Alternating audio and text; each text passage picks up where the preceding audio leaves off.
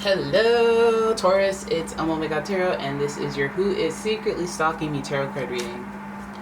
Right, so I'm going to be using the astrology reading cards. Stay tuned for a decks I use, decks I own video. Why not? Because people keep asking me about them. Yeah, let's get right into your reading. Why not? Alright Taurus, who is secretly stalking you? Let's look at the astrology reading cards. Comes up for Taurus, who is secretly stalking Taurus. Let's look. Ooh, we got a Scorpio, the king of all stalkers. The energy is intense, masterful, thoughtful, and magnetically charming, but also secretive and possessive. Ooh. So you have somebody who feels like whether or not this is an ex, let's hope it's not, they feel some sort of, like they've staked their claim on you, you know? So just think about like dibs on this chick I like, or dibs on this guy I like, you know, in the friend group, but it feels like somebody's stalking you because they feel like you are theirs. You are the one. You are theirs. You belong. You belong. There's a deep connection that they believe they have with you. Then we have Taurus energy. The energy around you shows the abundance of nature. It is rich, earthy, and productive, yet relaxed and slow. So Taurus energy and Scorpio energy, both very, very stubborn energy, and I think fixed.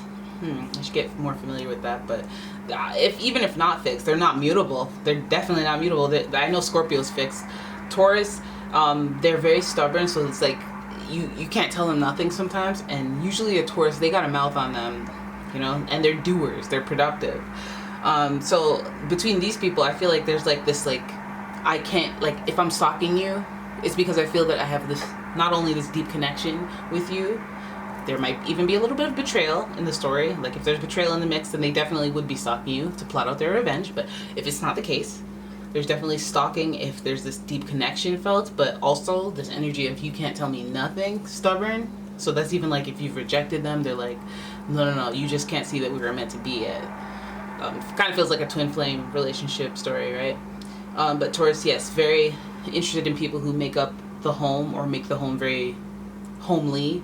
So they could feel familiar with you in some sense that they've known you before, or they had like a good period of time where you guys were, I don't want to say complacent, but like, you know, a comfortable period of time, which they haven't quite restored since.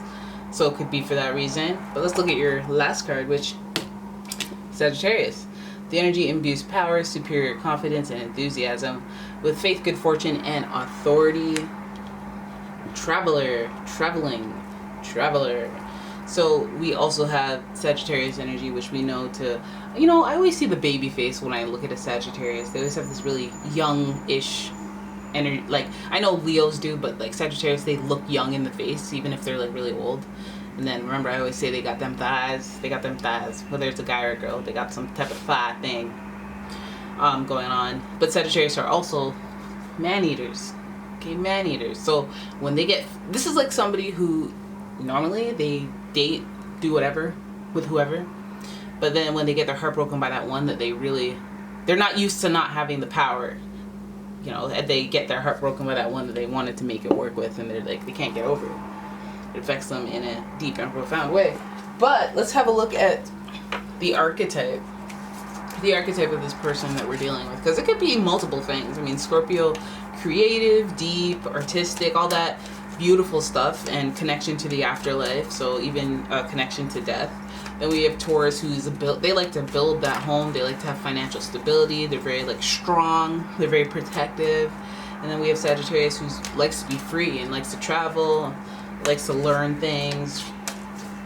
All right, but what do we got? There's a little bit of stubbornness throughout. I'll say that. I will say that. Strong-minded people. And then we have Angel. We have Angel as the archetype. So this person, okay, so I guess they want to be really protective of you.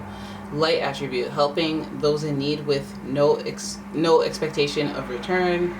Shadow self, acting innocent or angelic to mislead others, falsely claiming to be in touch with angelic guidance. This reminds me of somebody who's just trying to help, or just trying to be there for you, or just trying to support you, but they have ulterior motives of a deep connection. So like, let's say like they're just being there for you, and then you start dating someone and they get all mad, and you're like, oh yeah, well I thought we were, you know, I thought we were just friends. I thought you were just there for me. I thought you didn't expect things. So So be wary of people helping you out, knowing full well that they want something that they're not mentioning in return. We should be conscious of that.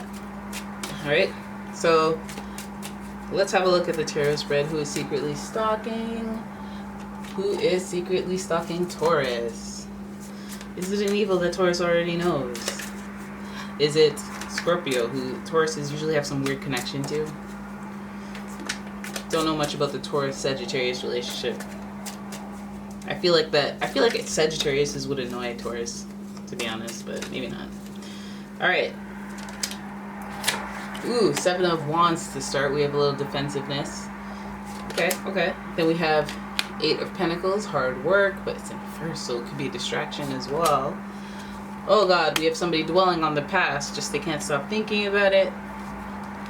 Then we have the Emperor, which is associated with Aries. And finally, we have the High Priestess, which is associated with the Moon, who is associated with Cancer. Alright, so, but when we look at the spread as a whole, we start off with defensiveness. We start off with somebody that would be like if you were to talk to them or confront them, they'd be like, well, hear me out. You know, like somebody who's like, has a lot of explaining to do. I feel like they've been putting in a lot of work, or they've just been doing way too much. 8 of Pentacles. Because we go from being defensive and look how this is about, yes, hard work, but it's also about being very, very, very, very detailed and specific and very like deliberate. Almost it would be creepy if somebody was so focused on you, on every detail. They knew too many things about you. You know, they knew where you were. They knew what time, like, you know, things that people shouldn't be paying attention to if they were looking too closely.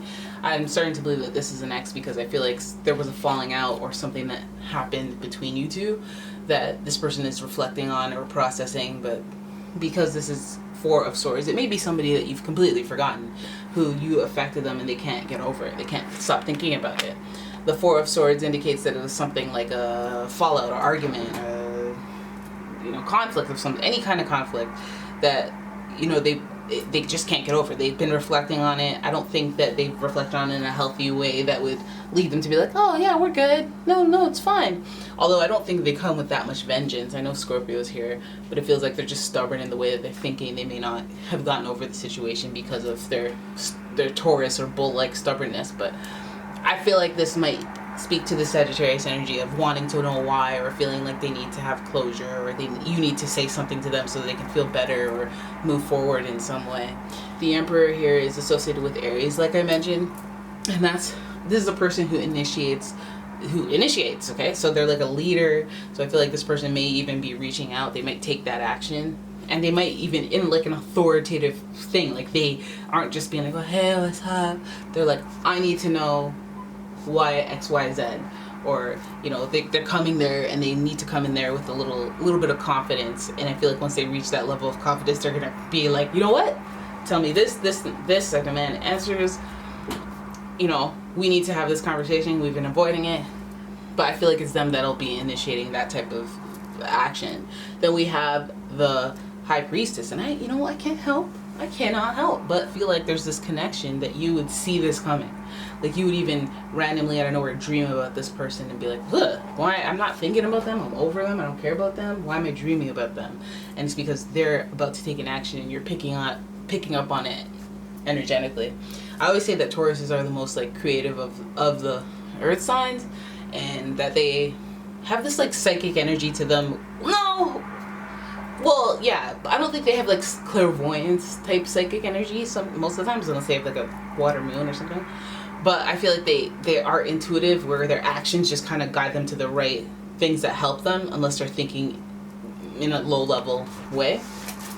So I feel like this person is just like, yeah, sure, there might be a deep connection if you're dreaming about them and then they pop up. Like there might be some type of, you know, a connection, spiritual connection there. But at the same time, I just feel like this person is trying to, there's stuff where their defenses are up. There's stuff that happened between you two that they still don't think. Like you think that after a while when you fall out with somebody, they've had time to think, they see where they went wrong, they see where you went wrong. But I think that this person can only see where you went wrong, or how what you did affected them more than anything. And so I think this conversation is probably in need of happening. And if anything, they'll be the ones trying to initiate it. I don't know if they'll be able to break through and get that conversation unless you say, you know, guess. But I think intuitively there's some type of connection to it. Like if it happens on a day that you were anticipating or had a dream or whatever, or like just was thinking about them and then it happens, it's almost like maybe you want to honor it. I don't know. The High Priestess often reminds me of the Scorpio, and it's like this intuition thing. So I feel like whatever is going to happen, you already sense it, or you already know what needs to happen, or maybe you've even thought about it already and know what needs to be said. But yeah, this person feels like with the Emperor card that they're going to come up in there and maybe a little defensive, but come up in there and ask for explanations or ask for some type of conversation so that they can stop thinking about it. All right, so there it is. That's your reading. If it resonates, please leave a comment. If you guys liked it, that's great. Thanks for watching. Forgot my shtick, so I'm gonna just head out of this reading with my dignity in my hand, and thank you guys so much for watching. I'll see you in the next one. Bye.